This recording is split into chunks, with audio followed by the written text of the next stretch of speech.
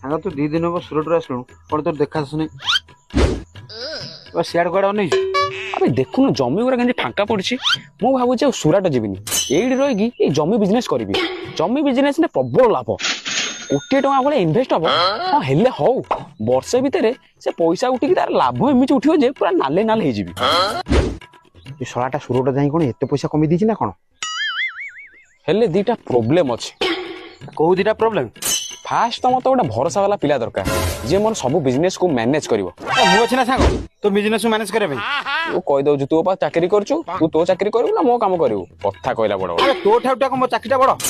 ଦେଖୁନୁ ଦେଖ ଏବେ ରିଜେନ୍ ଦେଇଦେବି, ଦେଖ ଦେଖ ମୋ ମାଲିକକୁ ମେଲ କରିଦେଲି ହେଲା। ତୋର ଫାଷ୍ଟ ପ୍ରୋବ୍ଲେମଟା ସଲ୍ଭ। ଏବେ ସେକେଣ୍ଡ ପ୍ରୋବ୍ଲେମଟା କଣ ହେଇଛି କହ? ସେକେଣ୍ଡ ପ୍ରୋବ୍ଲେମଟା ହେଲା, ମୁଁ ବିଜନେସ ପାଇଁ 1 କୋଟି ଟଙ୍କା ଆଣିବି କୋଉଠୁ? No, no, no, no.